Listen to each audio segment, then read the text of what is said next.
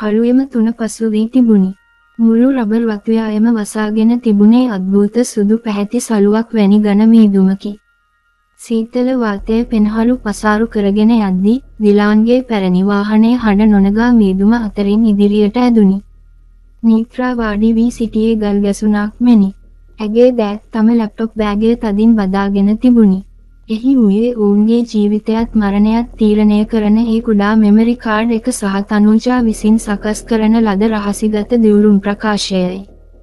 තව ටිකයි නීත්‍රා. අපි දැන් ඉන්නේ අවසාන සීමාවේ, දිලාන් රහසින් මෙන් පැවසිය.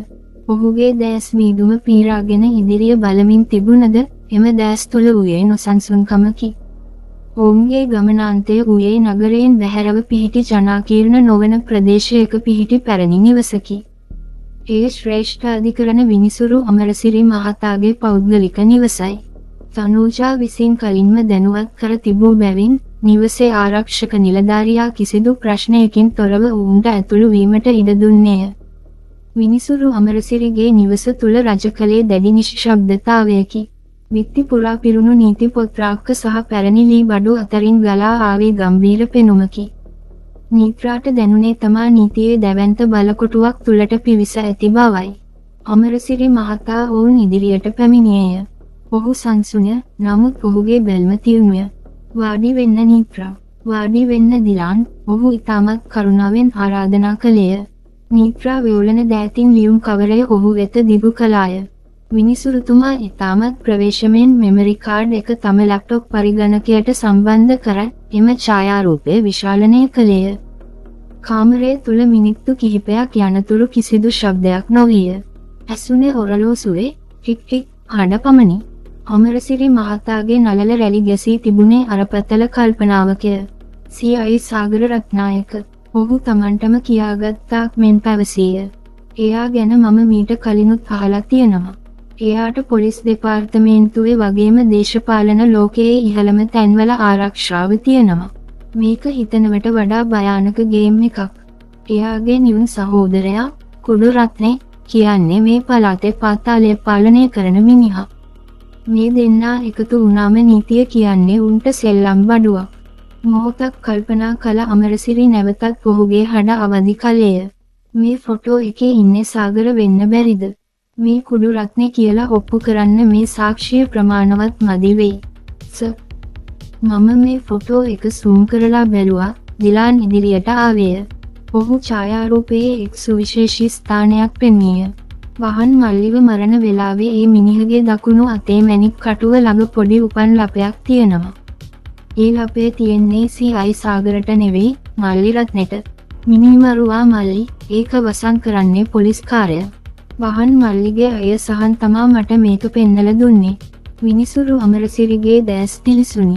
යුක්තිය වෙනුවෙන් කැප වූ ඒ මිනිසාගේ හදවත තුල කෝපයක් ලියලන්නට විය. හොඳයි. නමුත් මට හයිකෝර්ට් ජජ් කෙනෙක් විදිහට කෙලින්ම පොලිසියට අණ දීලා පාරේ බැහැලා වැරදිකාරයින්ව අල්ලන්න බෑ. මම නීතිමය රාමුව ඇතුලේ වැඩ කරන්න ඕනේ. මේක ප්‍රාදේශීය පොලිසියට දුන්නොත් සාගර තත්ත්වයකින් මේ සාක්ෂි විනාශ කරනවා. සමහර විට ඔය දෙන්නගේ ජීවිතත් අනතුරේ වැටේවි. ඔහු වහාම තම රහසිගත දුරකථනය අතට ගත්තේය. ඔහු අමතුවේ අපරාධ පරීක්ෂණ දෙපාර්තමේන්තුවේ ඔහු ඉතාමත් විශ්වාස කරන ජ්‍යෙෂ්ඨ නියෝජ්‍ය පොලිස්පතිවරයෙකුටය. ජයසුන්දර, මම අමරසිරි කතා කරන්නේ. මම ළඟ තීරණාත්මක සාක්ෂියක් තියෙනවා. CI සාගර රත්නායක සහ එයාගේ මල්ලි මිනිමැරුමකට සම්බන්ධයි. මේක රහසිගත මෙහෙයුමක් වෙන්න ඕනේ. පොලිසියට මේක ගැන දැනගන්න ඉඩ තියන්න බෑ. කොළඹින් විශේෂ කණ්ඩායමක් දැන්ම එවන්න. කාටවත් දැනගන්න තියන්න එපා.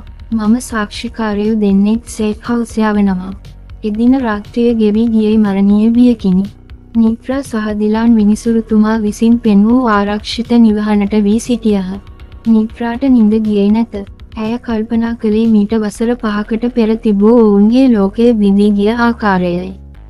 දිලාන්, අපිට ආයෙත් පරණ ජීවිතේ ලැබෙයිද?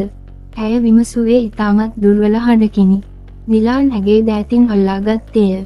පරණ ජීවිතේ නෙවෙයි නීත්‍රා, අපිට අලුත් ජීවිතයක් ලැබෙයි. වැරදිකාරයින්ව අල්ලගත්තම හැමදේම හරියාවි. වසුදා අලුයම පහට පමණ මුළු ප්‍රදේශයම දෙවනත් කරමින් කළු පැහැති රහසිගත ජීප් රථ පෙළක් සියයි සාගරගේ නිවස වට කළේය. ඒත් සමගම තවත් කණ්ඩායමක් කුඩු රත්නගේ රහස් කඳවුර වට කළහ. සාගර සිතා සිටියේ තමා නීතියටත් වඩා ඉහළින් සිටින බවයි. නමුත් නිදන ඇඳුම පිටින්ම සිටියදී CID නිලධාරීන් තම නිවසට කඩා වදිද්දී ඔහු අන්දමන්ද විය. සාගර රත්නායක තමුන් අතඩංගුවට ගන්නව සාක්ෂි වසන් කිරීම සහ අපරාධකරුවෙකුට රැකවරණය දීම යටතේ CID නිලධාරියා විගුරුම් දුන්නේය.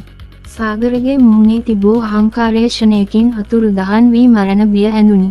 ඒ සමගම සහන් සේනාරත්න මාධ්‍යවේදියාගේ නිවසටද විශේෂ ආරක්ෂාව සපයනු ලැබිය. තමාට ලැබුණු ආරක්ෂාවත් සමග කාලයක් තිස්සේ තමා යටපත් කරගෙන සිටි ඒ භයානක පාපොච්චාරණය සහන් ලෝකයටම හෙළි කළේය. මුළු රටම කම්පා කරමින් පුවත් විකාශයන් ආරම්භ විය. සති කිහිපයකට පසු මුළු රටේම අවධානය යොමු වූ නඩුව විභාගයට ගැනුණි. උසාවි භූමිය මාධ්‍යවේදීන්ගෙන් සහ මිනිසුන්ගෙන් පිරී තිබුණි. තනූජා ඉතාමත් දක්ෂ ලෙස කරුණු ඉදිරිපත් කළාය. දිලාන් ලබාගත් ඡායාරූපයේ විශාල තිරයක් මත ප්‍රක්ෂේපණය කෙරිණි. ස්වාමීනි, විත්තිකරුවන් දෙදෙනාම නිවුන් සහෝදරයන් බැවින් ඔවුන්ව වෙන්කර හඳුනා ගැනීම අපහසු බව විත්ති පර්ශ්වය පවසනවා. නමුත් ස්වභාව ධර්මයේ විසින් මිනීමරුවාට සලකුණක් ඉතිරි කර තිබෙනවා, තනෝජා පවසා සිටියාය. ඩිජිටල් ෆොරෙන්සික් වාර්තාව මගින් එම උපන් ලපය සහිත හස්තය කුඩු රත්නගේ බව තහවුරු විය. සාගර රත්නායක විසින් තම බලය පාවිච්චි කර සාක්ෂි මෙකූ ආකාරයේ පිළිබඳ සහන් සේනාරත්න සාක්ෂි දුන්නේය. විනිසුරුතුමාගේ හඬ උසාවි ශාලාව පුරා දෝංකාර දුන්නේය. අන්ධකාරයේ සැඟවුණු සලකුණු කවදා හෝ එළියට එනවා. නීතියේ ඇසට වැලි ගැසිය නොහැකි. සහන්ගේ පුවත්පත් ලිපියේ එසේ සඳහන් විය. CI සාගර රත්නායකට සහ ඔහුගේ සහෝදරයාට ජීවිතාන්තය දක්වා සිර දඩුවම් නියම විය. නිත්‍රා සහ දිලාන් උසාවියෙන් පිටතට එද්දී ඔවුන්ට දැනුනේ මහ බරක් පපුවෙන් ඉවත් වූවක් මෙනි. මාස 6කට පසු පරිසරයේ සංසුන්ය. නිත්‍රා නැවතත් ඇගේ සුපුරුදු පාසල් ගුරු ජීවිතයට අවතීර්ණ වී සිටියාය. ඇය දැන් පෙරට වඩා ශක්තිමත්, ධෛර්යවන්ත ගැහැණියකි. ඇගේ දැස් තුල උබිය සහ තිගැස්ම දැන් පහව ගොස් ඇත. ඈතින් පෙනෙන නිල්වන් කඳු පන්තිය දෙස බලමින් ඇය පාසල් මිදුලේ සිටගෙන සිටියාය. සිසිල් සුළඟ ඇගේ කෙස් කලම සමග සෙල්ලම් කළේය. නිත්‍රා මැඩම්, කවුද කෙනෙක් ඔයාව හම්බ වෙන්න ඇවිත්? ඇගේ කුඩා ශිෂ්‍යයෙකු දුවගෙන විත් පැවසිය. නිත්‍රා සෙමින් හැරි බැලුවාය. ඒ දිලාන්‍ය. ඔහුගේ කරේ තිබුණේ ඔහුගේ ජීවිතයේ කොටසක් වූ ඒ පරණ කැමරාවයි. නමුත් ඔහුගේ මුහුණේ තිබුණේ වසර 5කට පෙර නිත්‍රා ආදරය කළ ඒ සුපුරුදු පිරිසිදු සිනහවයි. අද මම ආවේ අපේ චූටි ටීචර්ගේ අලුත් ෆොටෝ එකක් ගන්න, දිලාන් ඇය අසලට පැමිණෙමින් පැවසිය. මේ පාරවත් ඒකේ මිනිමැරුම් නැති වේද දිලාන්? නිත්‍රා සිනාසෙමින් විමසුවාය. ඇගේ දැස් සතුටු කඳුලින් දිලිසුනි. නෑ නිත්‍රා, මේ පින්තූරේ තියෙන්නේ නිදහස විතරයි. ආයෙත් කවදාවත් මේ ඇස්වලට කඳුළු එන්න මම ඉඩ දෙන්නේ නෑ, දිලාන් පැවසුවේ කැමරා කාචය නිත්‍රා දෙසට යොමු කරමිනි. සවස හිරුරක් පැහැයෙන් බැස යද්දී අන්ධකාරය ලෝකය වසා ගනිමින් තිබුණි. නමුත් මෙදා නිත්‍රාට බියක් දැනුනේ නැත. මන්ද අන්ධකාරයේ සැඟවී තිබූ මාරක සලකුණු දැන් සදහටම මැකී ගොස් යුක්තියේ සහ ආදරයේ අරුණෝදය ඔවුන්ගේ ජීවිතයට උදා වී තිබූ බැවිනි.